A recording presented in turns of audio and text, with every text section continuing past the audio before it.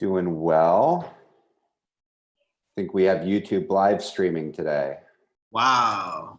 Do we have the link somewhere? Or? Oh, yeah. One moment, it's still preparing. View stream on YouTube.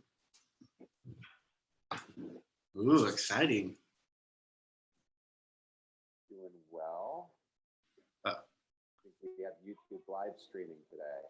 Wow. I can see it. I'll turn it off so it doesn't echo.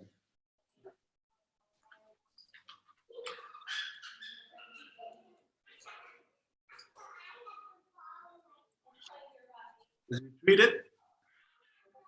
No, I said Okay. the link. I will tweet about it. I just put the link in announcements. Great.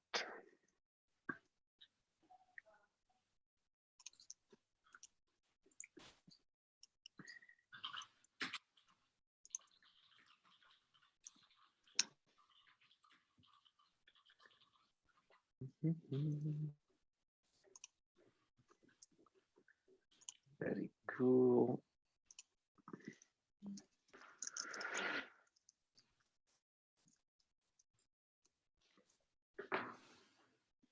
All right, all right.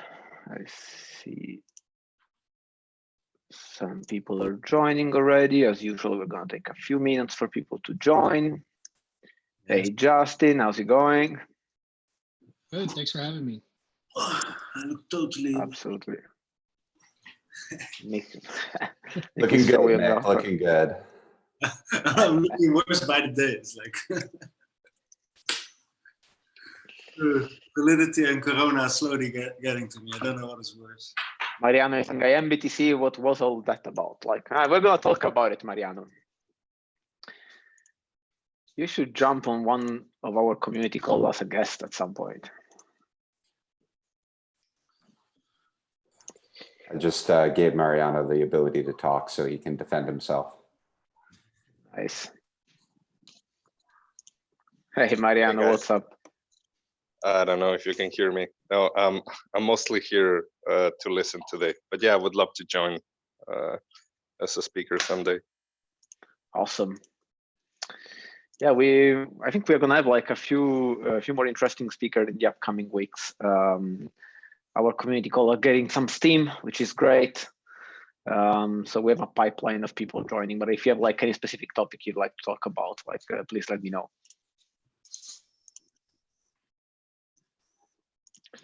All right, it's 7:05. I think we can actually start. So recording is on already. I'm gonna share my screen. There you go. Mute my phone as well. There you go. All right, guys, welcome to the 7th community call of PieDAO. My name is Alessio Del Monte. Today is April 24th. And as usual, we have a guest this week. We've been inviting a few relevant people into the DeFi space to talk about their own project. And the agenda today is the following. We're going to have a little bit of warm up as usual. And then we're going to have Justin, which is going to introduce Simple ID. I'm very excited about that because, as we all know, one of the main challenges of DAO is to do proper signaling and to make sure that there is enough transparency for both broadcasting. Something I think Mariano can agree as well, generally speaking. After that, we are going to have Mick. He's going to talk us about the PieDAO audit timestamp, like and on the course of action that will be taken in that direction. Spoiler alert, they are pretty good. And then finally, we are gonna talk about the IMBTC situation, what happened last week. There is never like a, a boring week in DeFi, as we all know. So we're gonna see how the DAO reacted to that and what kind of actions has been taken. Before we start, as you might remember last week, we started an initiative with the POAP protocol for attendance community calls. That's a pretty cool initiative. So if you are in this call, you can claim your POAP token. Last week, we had Patricio distributing them. today we are gonna have Nicola. So the way you do that is you either get in touch with Nicola through the private chat here in Zoom, or it's gonna reach out to you. It's gonna give you a link. Claiming is super simple. It doesn't require gas. So make sure you get your POAP token. So without any further ado, I'm gonna leave the word to Justin. Thank you, Justin. Yeah, thank you guys for having me. I'm really excited about this and really excited about what you guys have been doing. So I guess the first thing I'll do is I'll introduce myself and I'll introduce Simple ID, and then I could do a quick live demo of what Simple ID actually is. So my name is Justin Hunter. I'm the co-founder of Simple ID. We actually started out building Simple ID, as you might imagine from the name. This makes a little bit more sense. We started building Simple ID as an Ethereum wallet. So we were building a passwordless Ethereum wallet to fix the UX problem in Ethereum, right? But then as soon as we started building, there was an explosion of wallets on in the Ethereum space, right? Fortmatic, Portis, Argent, all of these wallets came on board and they were very good. The experience is actually pretty good with a lot of these wallets. And so we buckled down and kind of focused on what we thought the real problems in the blockchain space is, specifically in Ethereum. And what we arrived at is the entire ecosystem is expanding. There's more and more mainstream users coming on board. And yet there's no communication at all really with end users. And I know a lot of people argue that Discord and Telegram and Twitter, that is communication, but that is indirect communication. And people coming from the mainstream especially, and then people with a vested interest, people working with, working on votes as part of a DAO, for example, they need direct communication. And so we set out to build Simple ID to solve that problem. And Simple ID in a nutshell is an engagement and retention platform, engagement, communications, and retention platform specifically designed around the Web3 ethos, right? We didn't want to carry over any of the downsides of engagement platforms that you might see in Web2, you know, the intercoms, the HubSpots, the MailChimps. We didn't want to bring any of that over. And so we built all of this from scratch around that idea. And what Simple ID allows you to do is take all of your users of your particular application. Now, those users could be people that have interacted with your smart contract or people that have just signed up for or signed into your app using a wallet, haven't yet interacted with a smart contract. You can take all of those users and you can segment them logically into buckets based on blockchain data. And I'm going to show you this in the demo, but what this does is instead of just having a single bucket of all of your users, you can then have, actionable buckets of, show me all of my users that hold any DOE, show me all of my users that hold DAI, show me all of my users that have interacted with this particular smart contract. And once you have that, that's when you can start communicating, right? So there's two parts to this puzzle. It's figuring out who should get communications, figuring out details about your users so that you can both communicate and better build your product. But then the second part is making sure that you can communicate with them. And so communications in Simple ID, as of today, there's two modules. There's in-app notifications and there's email communication. I think a lot of people are familiar with the way that in-app notifications work, because you see them all throughout DeFi. You'll go to a DeFi app and you'll see a banner message across the top of the screen. Most of the time it doesn't apply to you, right? And so that's the first big problem we're trying to solve is when you have a banner message, an in-app notification that doesn't apply to you as a user, then you start to learn this pattern of just ignoring all notifications. And we don't want that. We want notifications to be targeted, specific to the user so that the user knows that they are important. And then the email communication is really interesting. We've taken a pretty novel approach with this where if you pass an email address through to Simple ID, you as the app developer, you pass this through, one of your users has a wallet and an email, we don't ever want to be able to map back that user's email to their wallet address. So we do a cryptographic isolation so that neither Simple ID nor the application using Simple ID can ever map those two pieces of information, but yet you can still segment your users and email those groups of users. So I think that's probably a good transition point into the demo. Let me find the share. Oh, that's a great feature, by the way. Like, I think a lot of our users are very privacy conscious. So, and that's something we have been debating before, like in the past. So I'm really happy that you guys settled for this kind of solution. I think that's great. Yeah, we kind of tasked our CTO with, I'm just trying to find the right window here because I have a million windows open. We kind of tasked our CTO with making sure that if we ever got a national security letter, all we'd ever be able to give them back is the email addresses that that the government agency or whoever already had, right? We would never be able to give them the wallet addresses. So that's what we set out to build, and I think we were largely successful in that. Here we go. I think I found the right window. All right, so I think you guys can see my screen right now, assuming that it's the Simple ID dashboard. Perfect. All right, so I'm going to walk you through this quickly. It'll be a high-level overview. There's a lot more detail I can go into, but I don't want to take up all the time here. When you set up a Simple ID account, you're going to, of course, have an empty dashboard. There's always going to be this All Users tab. There's going to be this Weekly Active Users tab and this Monthly Active Users tab. These you don't have to create. They're going to automatically update for you. Everything else on this dashboard is custom, and it's all driven by our segmentation engine. So you can see I've got a couple of tiles here, ETH holders and no ETH. These are custom segments that I set up. These will update automatically for me as users fall into and fall out of these particular segments, which I'll show you in just a second. But let me talk about the all users tile and category first. There's two ways that this particular segment updates. The first way is by installing the Simple ID SDK into your application. Every time a new user signs into your application using a wallet, doesn't matter who the wallet provider is, but every time they've signed in using a wallet, this will update, right, with that new user. The other way to get users into this bucket is with a relatively new feature that I think PieDAO has already explored a little bit.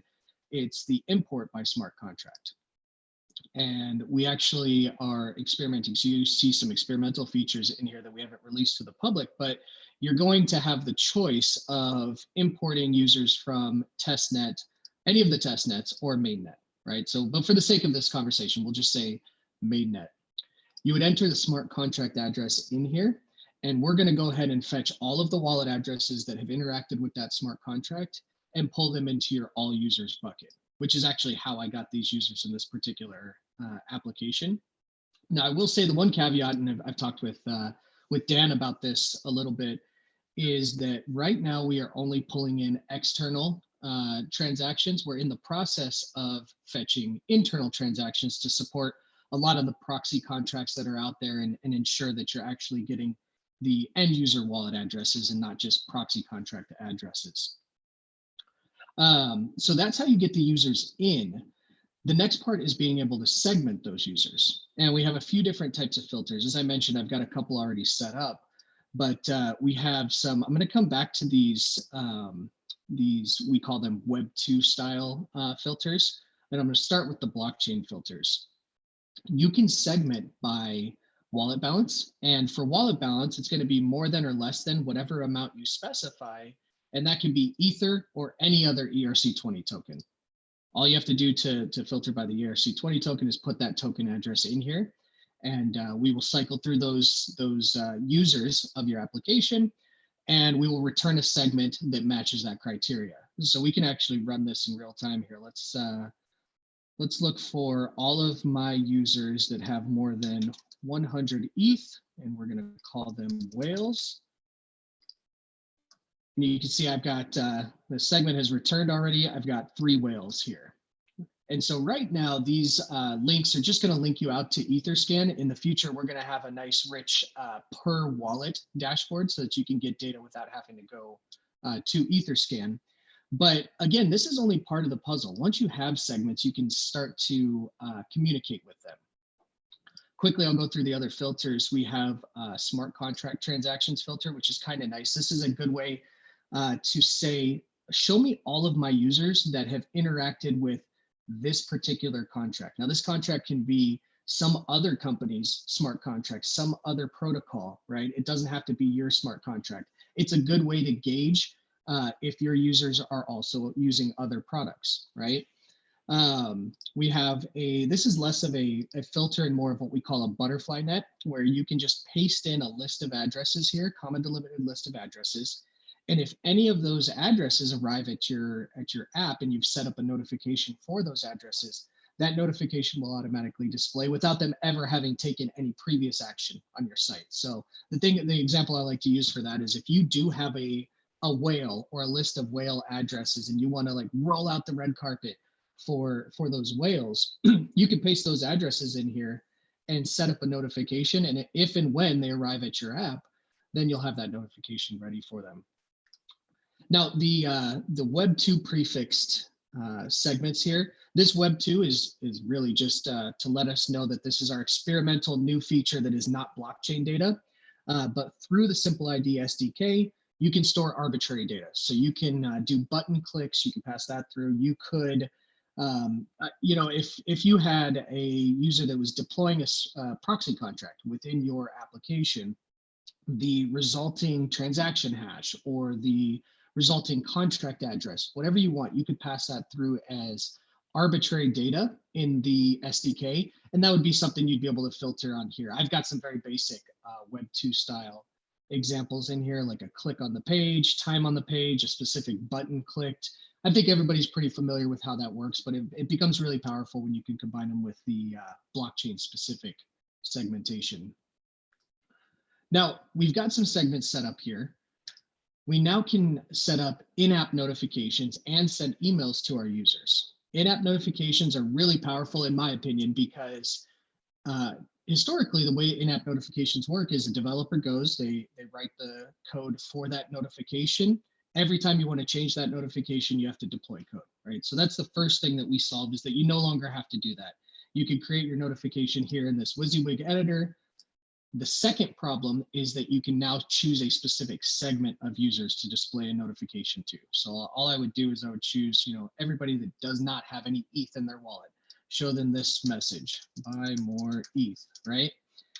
And now I can target specific users and not just blast everybody with the same message. And I can actually show you this, what these notifications look like in action. I'm going to show you in this test app that is integrated with the Simple ID SDK.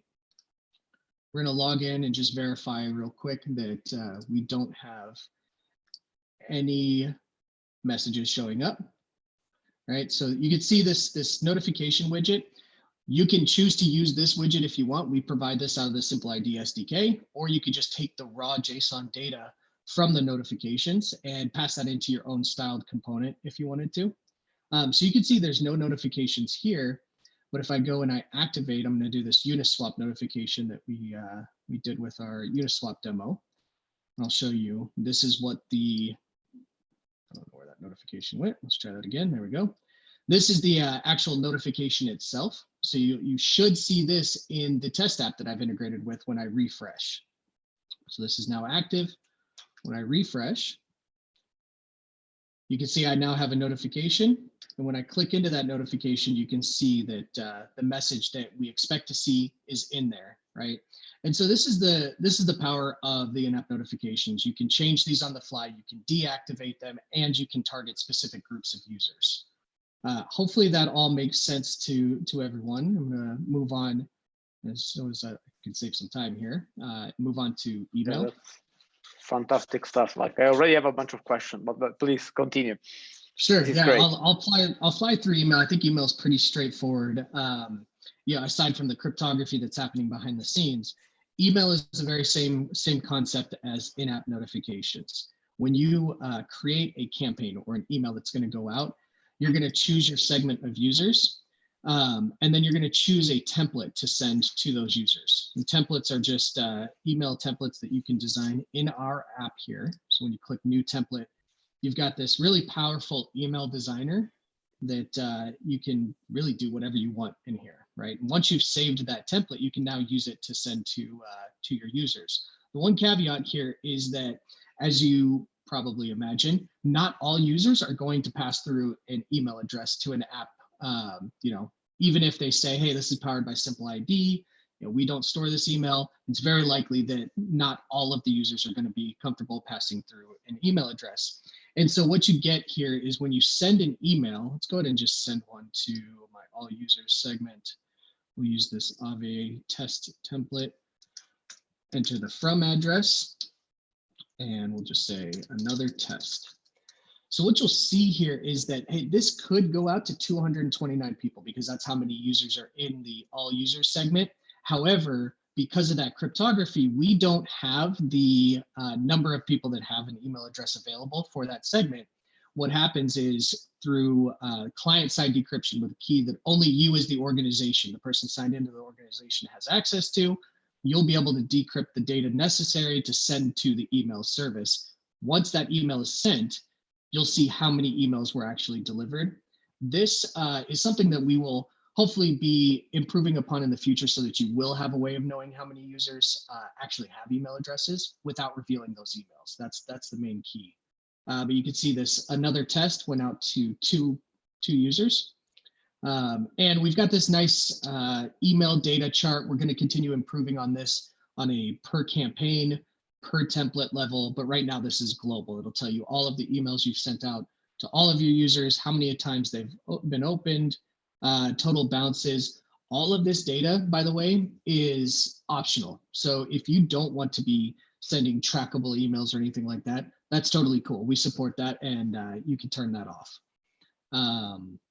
That is the email. Real quick, I'll show you our live chat support. I think on the Discord, somebody had mentioned working with 3box, which we are doing here. So we've kind of taken the intercom drift crisp style live chat support, and we've brought it over using completely decentralized methodology via 3box. So I've got a couple of chats that are already open, but not a whole lot to see here. It's just live chat, right?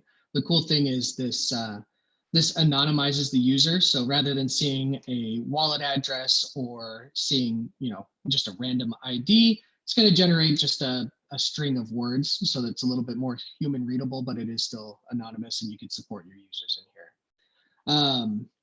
Yeah, that's Simple ID. I don't know if we call that in a nutshell, because that was a solid 20 minutes of talking, but we'll say that's Simple ID in a nutshell. So yeah, this is great. I really congrats on all the process. I know you guys have been working very hard on that, and I strongly believe that retention tools will eventually become quite a prominent role into Web3 application. Obviously, it's a great way to increase transparency and communicating with the actual users without compromising their privacy, which is really interesting. I do have a couple of questions. So my understanding is that since we can import a smart contract address, then it would be very easy to some degree to basically signal some changes, for instance, to BTC++ holder. Right, as you might know, we have been through last week through recent events about AMBTC, governance decided to pause trading and eventually to re-enable it after some security intervention and analysis. So that's a great way to signal that. Am I correct in stating? Yes, yeah, absolutely. So there's two things that we do with smart contracts. The first one is the import, which I think is what you're talking about, where you can actually import those users. The second one is to check if any of your existing users have interacted with a particular smart contract, right? So this is not importing, this is just filtering down your list of users, but I think you're spot on with what you're saying. And in terms of of the kind of granularity we can go, in terms of details, I would be very interested to know, is there a way, for instance, to filter by the function that are smart contract? And I'm gonna make an example, right?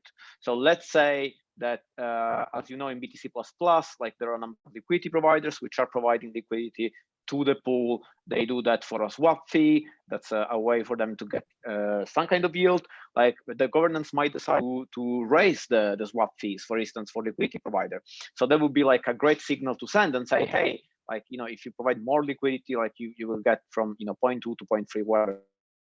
Yep.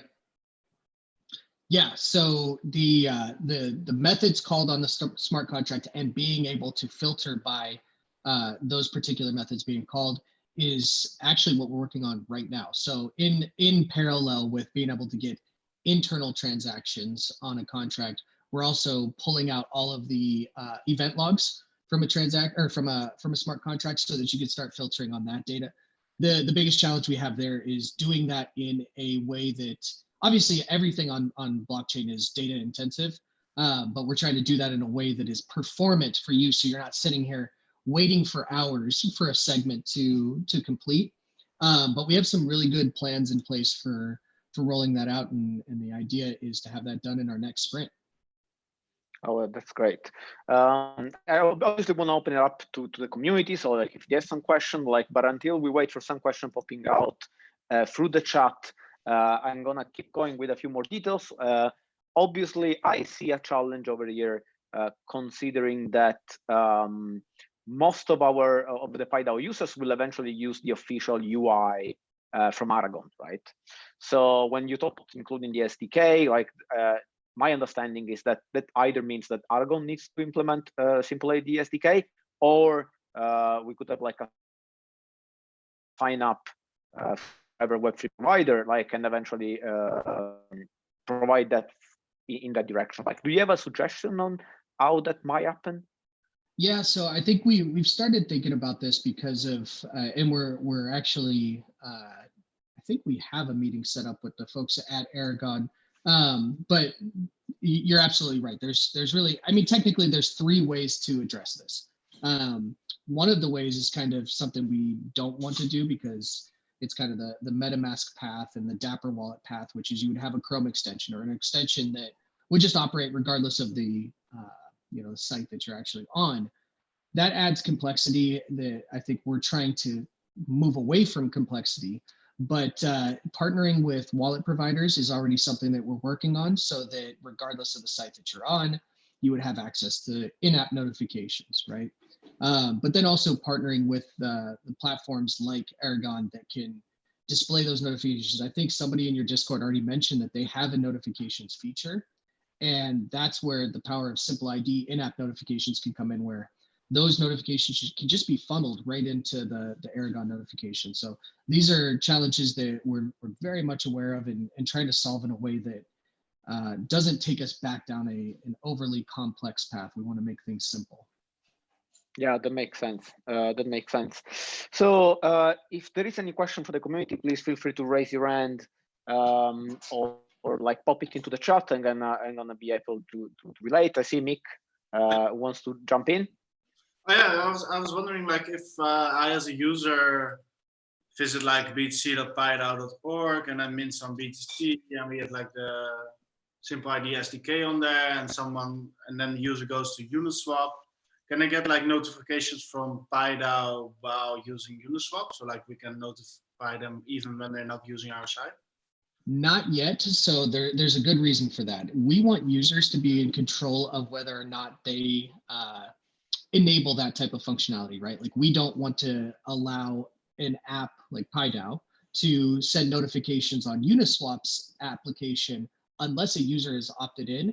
And we also don't want to, this is one of the areas where we are very adamant on needing decentralization around it. We don't want to be the ones that control those user notifications. And so this is probably a little bit more down the road this year, but we've been talking with 3box and looking at the Ceramic network for allowing users to control those types of preferences. So the way that I would imagine this works is a user would be able to say, all right, I've signed into Uniswap, I've signed into PieDAO, I've signed into Oasis app. I want all of those apps to be able to have access to notifications and just send them cross application, right? Or I want to turn off access for PieDAO or for, whatever. So this is definitely something we want to solve for, but we want to do it in a decentralized, user-controlled way, not a simple ID controlled way. Yeah, that makes sense.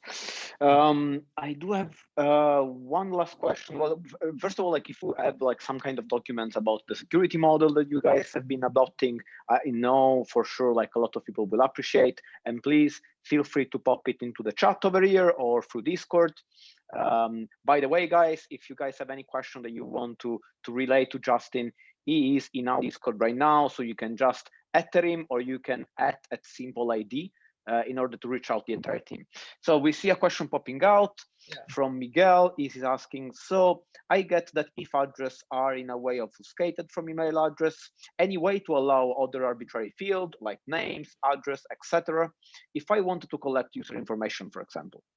Yes, I love this question, because this was something I would have overlooked if not for Alex, our CTO. When he started building this, he said, this is multi-purpose. There's no reason for it to just be something that we can obfuscate email addresses with.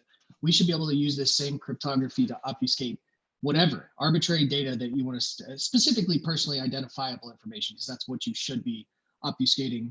So yes, this is coming. What we are trying to figure out is really what pieces of data, because right now it's already hard enough to get decentralized applications to collect an email address. And so collecting additional personal identifiable information, we don't even know yet what apps we want to collect, but just know that our entire architecture is designed to support this. We just need to figure out what the next piece of information is. Yeah, that's great news. Okay, so last question, is there any plans for other kind of notification, push notification at some point? Yeah, I think you and I talked about this, Alessio, and I loved that idea, but then we got a little bit scared off by some of the changes that are coming down the line from browsers for push notifications, to where it's going to become harder for users to get those push notifications without some very complicated hoops to jump through for opting in.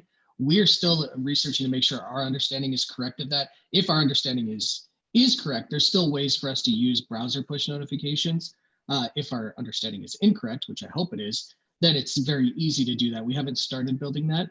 And then the other notification we want to support is mobile push notifications. And actually, we already do support that if your application has a mobile app already today. Our API can be used to send those as push notifications rather than in-app. Yeah, I think that's great. Like generally speaking, like we've been talking about like web browser notifications are really interesting, but I can totally see a future where there is like some mobile app, something like my DeFi or some of the DeFi aggregators having like a news section, like a way to route relevant news about DeFi. So we have a follow-up question from Miguel. It would be cool to just offer the obfuscation as a service. So let developers follow partner, but let them choose which data they want.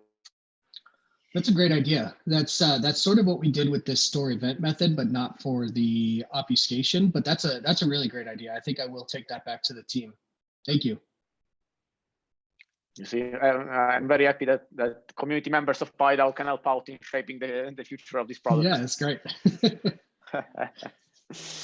All right, like if there are no other questions, I think it's been very exciting to learn Simple ID. I'm personally about the idea of making more transparent communication between users and Web3 DApps. I think this is going to play a big role in DAOs, especially. And then like I'm looking forward to see how this experimentation will eventually bring us. Thank you, Justin, for joining us. Appreciate it. Yeah, thank you guys for having me. I really appreciate it as well. All right, guys. So that's been very interesting. By the way, I just claimed my POAP token. You guys are still in time. I want to remind that you just have to ping Nico here over the chat to get yours. And this might become very relevant at some point. So I will definitely suggest to do that. Before we move along with our agenda, now we have Nick talking about the smart contracts audits through QuantStamp. I kind of want to give a quick update on BTC++. As we've been following the 1 for 3 vote, we've been seeing like a little bit of a jump in liquidity. So we are now at 18 BTC++, which accounts for nearly 140K in liquidity, which I'm pretty happy about it in less than a month. That's significant. I'm gonna share again this dashboard, which Miguel has been working on. It's I don't know like what is the state of like I know you wanted to add some more stuff to it, but let me share it for you guys.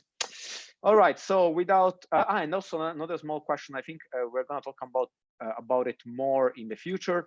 But we also received news that BTC++ has been listed into the Total Exchange. So if you are into DEX aggregators, you can definitely see it in there. And besides 1inch, which was already proactively integrating that before, and I think even Paraswap is on the go. It should be. All right, without any further ado, let's pass the mic to Mick. Great, great. Yeah, so we have the audit results in as of early last week, I think. And so far the results have been great. So I thought I would maybe walk you through the audit results, like go over the audit itself. If you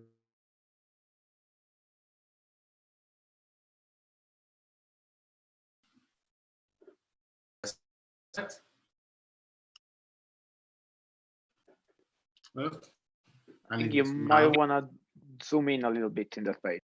Yeah, we lost you while you were switching to screen share, Nick.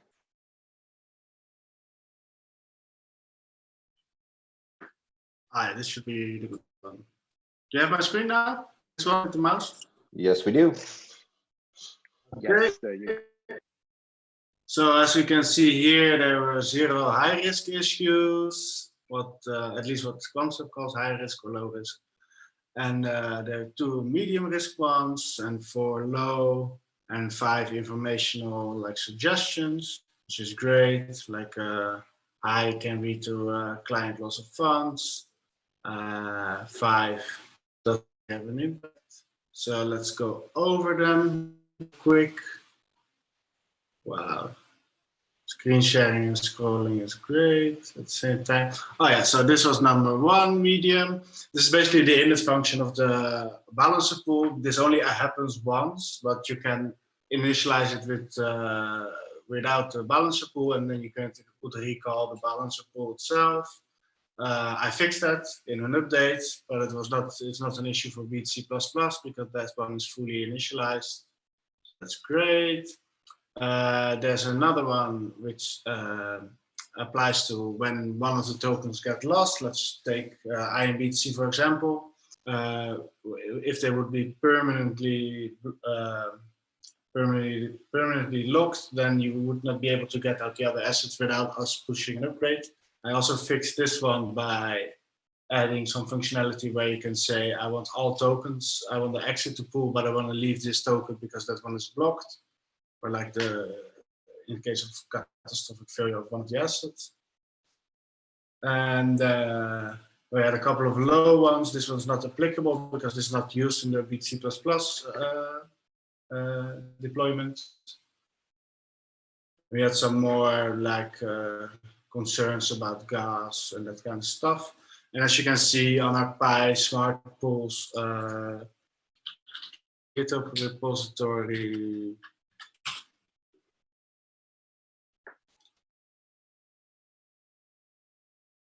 yes, I opened up an issue for it.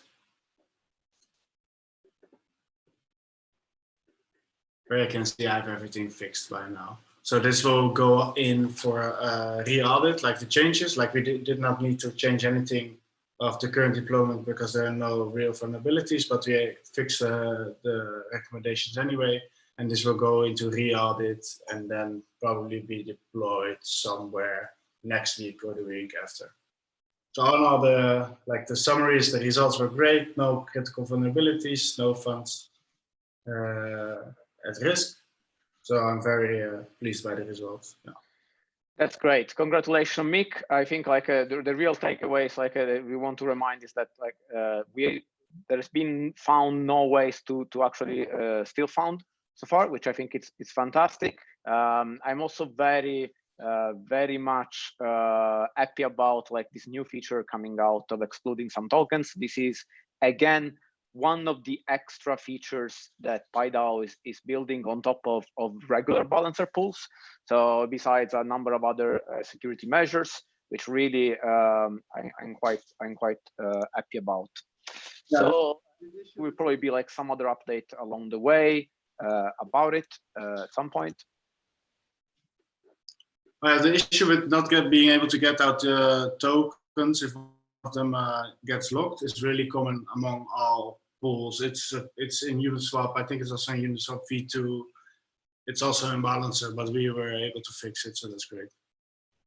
Yeah, I think like this kind of abundance of caution, like and really making sure that we can do whatever it's possible to mitigate those risks. It's really the right approach. So thank you very much, Mick, for sharing that. We will be looking forward for evolution. So now, probably one of the moments that a lot of people were waiting. So we're gonna go through, and then he's gonna talk about what went into the IMBTC situation, like, and how PieDAO has been acting through it. Like, so I think this is gonna be very interesting. It's been a very heated weekend in that regard. A lot has been said. So let's recap it. Then, whenever you're ready. Okay, so as you may have seen, if you were following the Twitter feed that we had up, which I will share here, we had a pretty robust discussion with the community about what was going on. You're all seeing my my browser page, correct? That is correct, yes. Okay, great. Never sure what screen Zoom's going to share.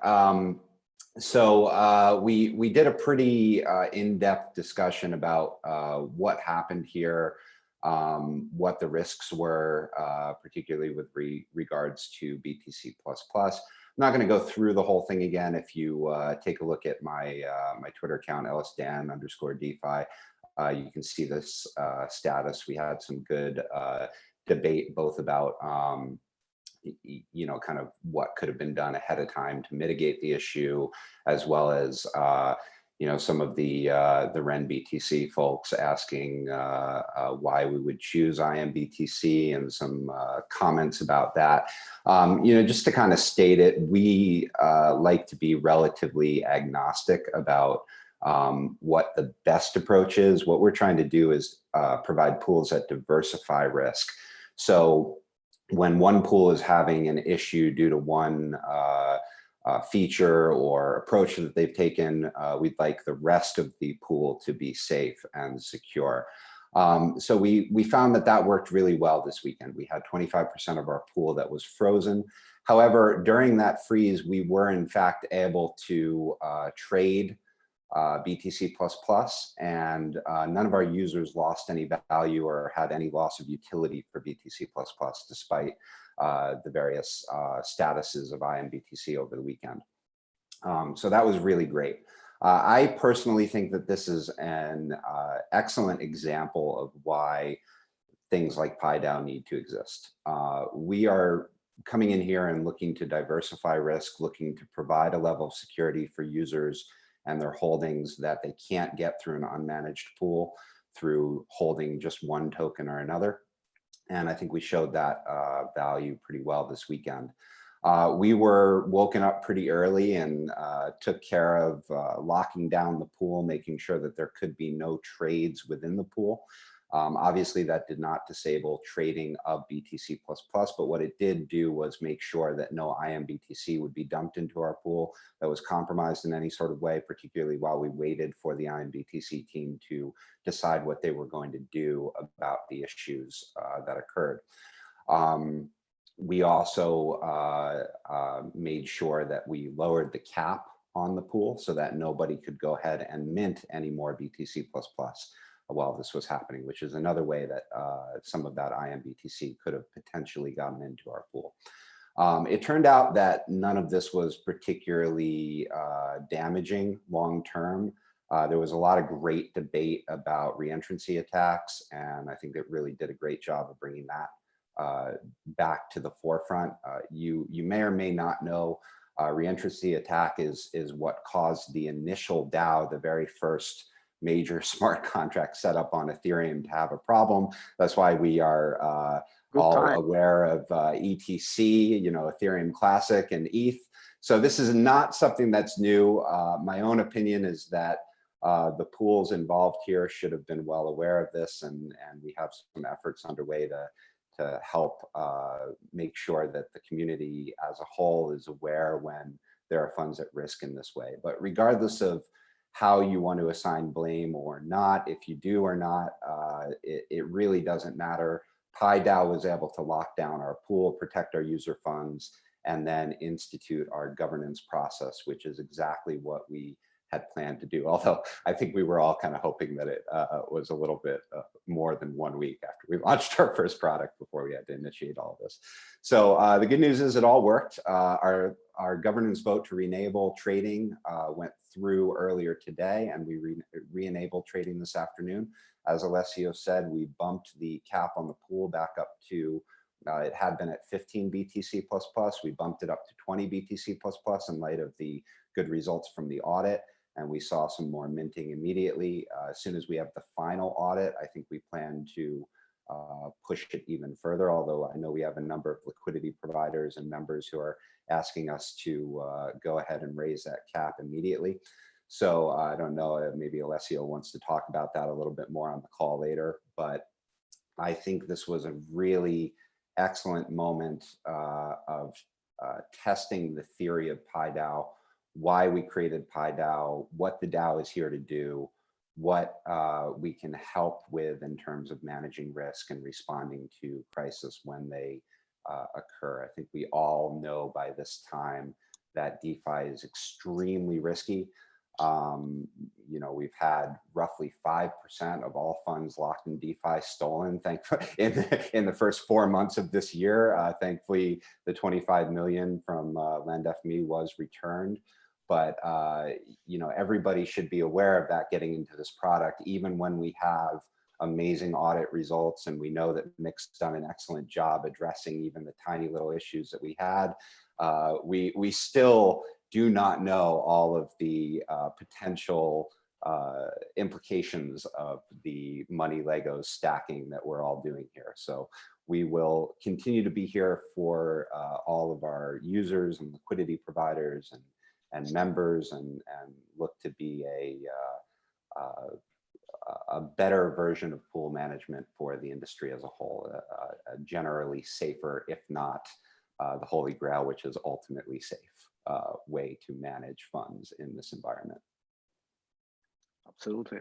Yeah, and building on that, I think, yeah, generally speaking, I think it's always good to remind us then just that, you know, if you don't understand the risk of what you're getting into, you should really reconsider like your strategy. Like, this is a very new industry. Like, we didn't hear the word DeFi 2 years ago. Like, this is like all extremely new. And then you should be very much aware that you know, your funds might disappear from one day to another. That being said, I am extremely proud and happy of how things have been managed. I actually think that the policy that PieDAO has been working on, which is to eventually pause or like hit the pause button, or have ways to hit the pause button as fast as possible, like, of caution is the right way to do it. Obviously, this means we are all gonna lose a couple of days of trading, but that's fine. And I think that's definitely the direction we should keep moving forwards in the future. That being said, I think our pulse has been paused even before MBCC frozen the transfer, which I think that kind of reaction, it's amazing to me. Like, and generally speaking, I'm extremely bullish, as we have been debating in some of the other community calls, of future predictive models that can quickly observe the chain, and anytime something funky might happen, automatically fire the pulse. I think it's probably the best way to proceed, and hopefully we're going to talk about that more.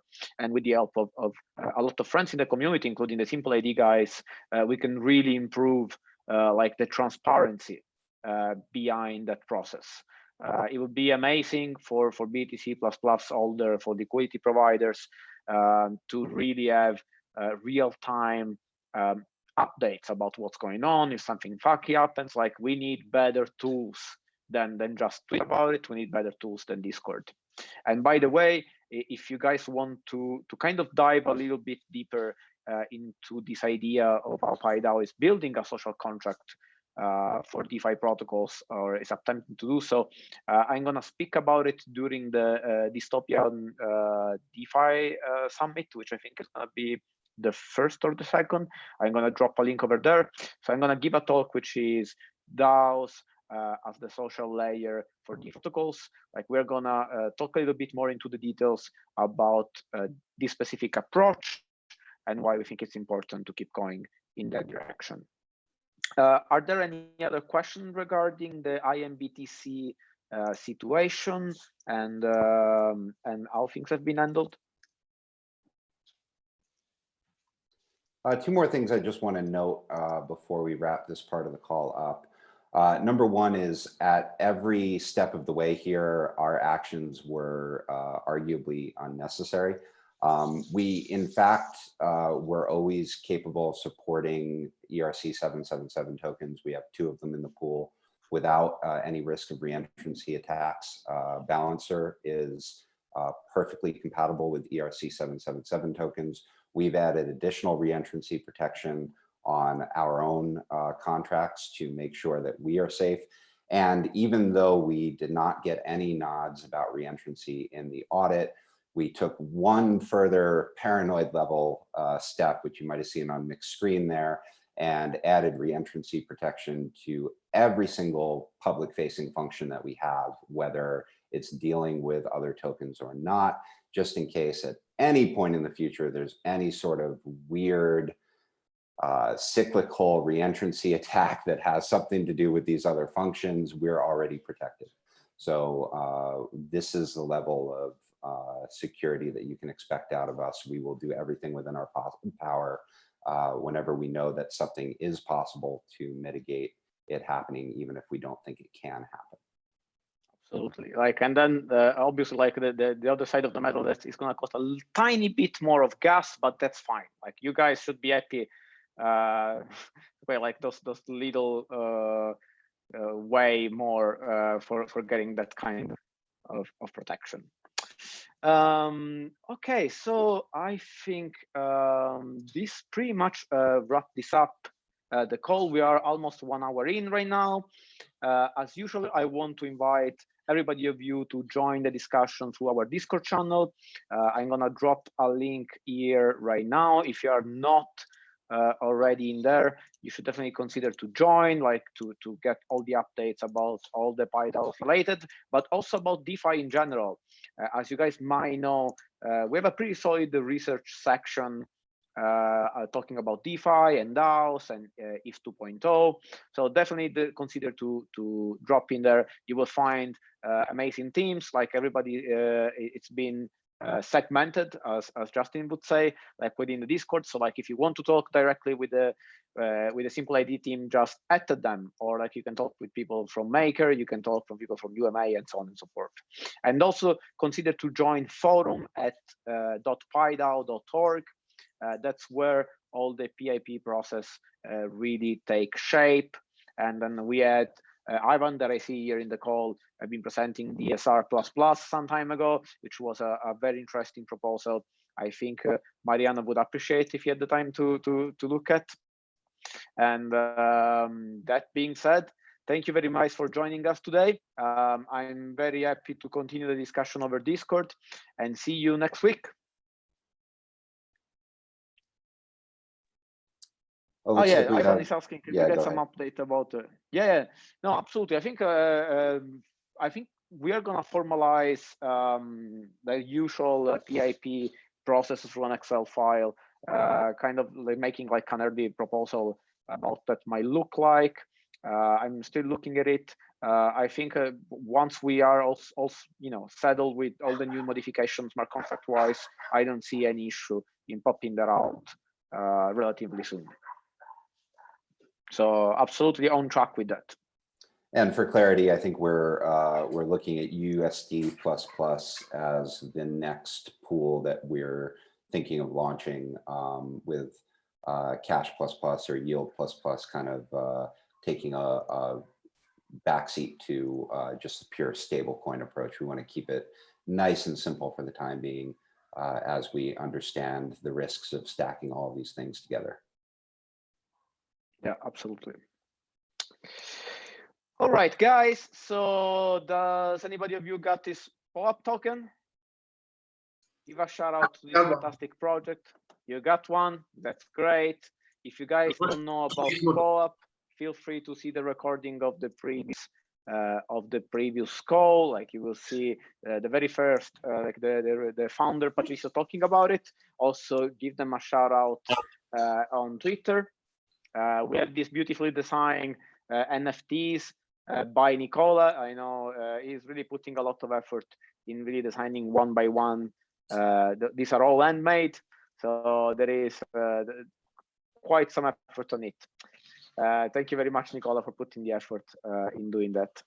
So thank you very much, guys. This wrapped it up for today, April 24th. I will talk with you later on Discord. Thank you very much, guys. Ciao.